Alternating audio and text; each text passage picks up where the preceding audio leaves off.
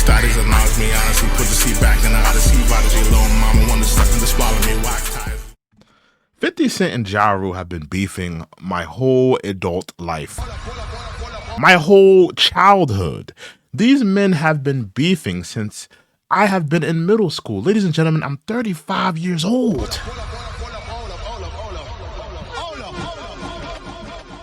And these two are still at it. I'm convinced that these two are going to be in the old folks' home, and they're both still going to have ops. They're still, I mean, literally.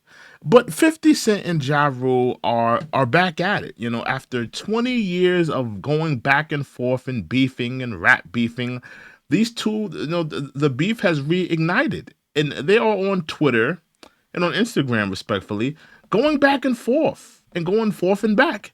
And I have to ask the question, like, when will the beef end? When will the beef end? Now, if you don't know where this is from, Ja Rule was on the Breakfast Club, and he talked about how 50 Cent was mocking the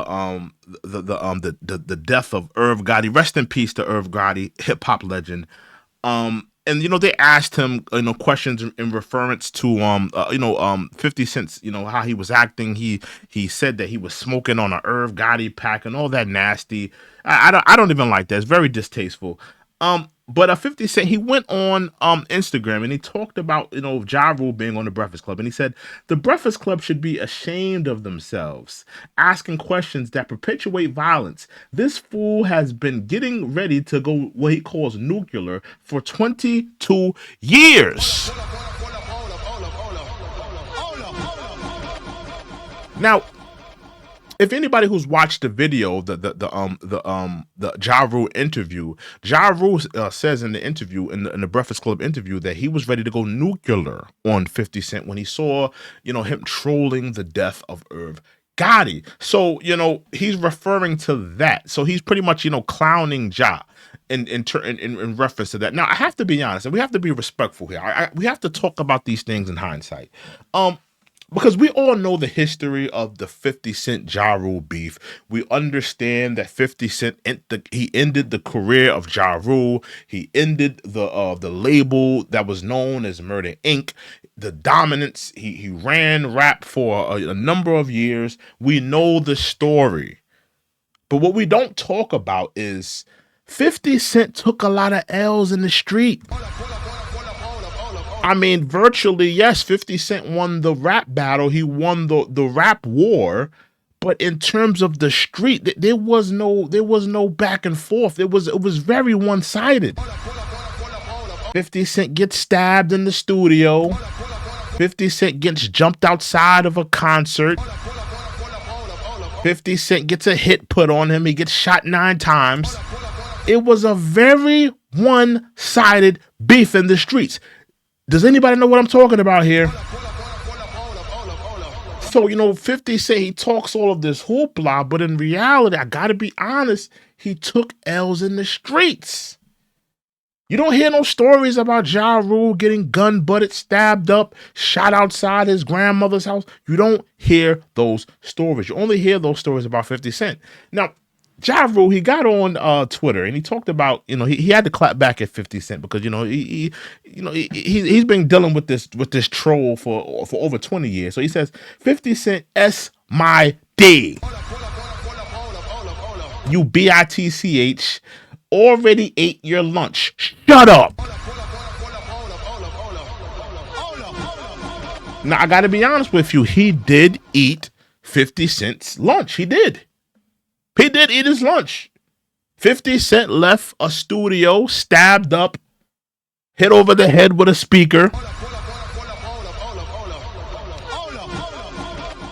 It's been reported that 50 Cent got hands put on him more than one time. You know, we love to talk about him, you know, the getting shot 9 times and all of that, but there were other incidences where 50 Cent took L's. Then he goes on to say he got shot 9 times and did nothing. Stop glazing this clown. He's talking to a fan that's, you know, pumping up 50 Cent. And that is true. We have to be honest about this rap beef. 50 Cent won the rap battle. He won the rap war. But 50 Cent took L after L after L in them streets. We have to be honest. And if Ja Rule, he continues to go on. He pretty much went on a rant, about 50 Cent. He says, "I got time off tour. I got time today." You're right. He told the feds Murder Inc. Had him shot, and they put us under federal indictment. Now, that's another thing. Why does everybody 50 Cent gets into a beef with gets a federal indictment? We can go through the names. Should I go through the names of people who have gone through federal indictments, who have been under the federal scope that 50 Cent has beef with? Everybody that 50 Cent beefs with, for some reason, somebody, anybody that he doesn't like winds up dealing with the feds. Let's go through the list. Let's go through the list. Let's start at the beginning. Supreme Kenneth McGriff, underneath the Fed scrutiny. The feds convicted him. How about Johnny Henchman?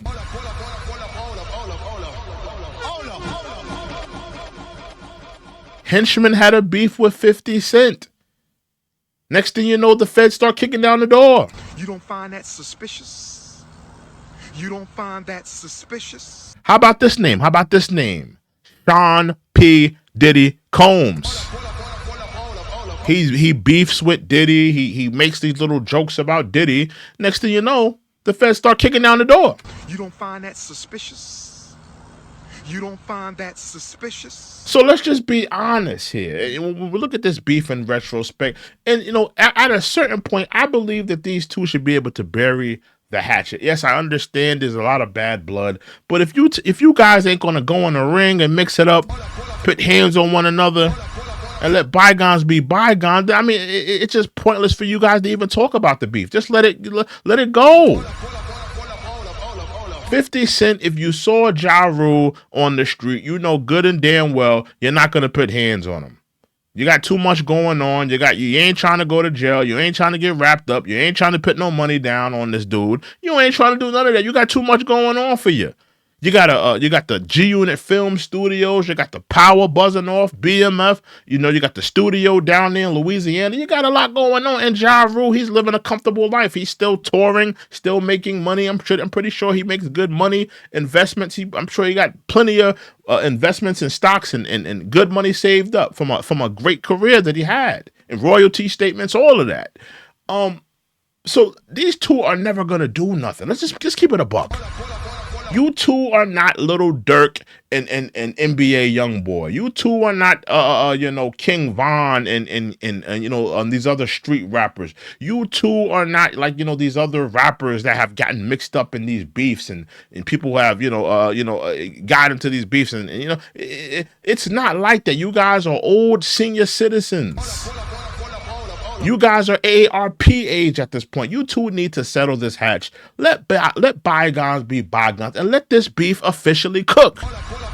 If you're not gonna mix it up in the ring, if you guys are not gonna shoot the fair one, and then shake hands after you guys shoot the fair one, then what are we talking about in 2025? Are you guys really gonna be beefing? When you guys got gray hairs in your head and your beards and all this nonsense, are you still gonna be beefing? When you're 75, talking about beef that was in 2001, 2003, 1999.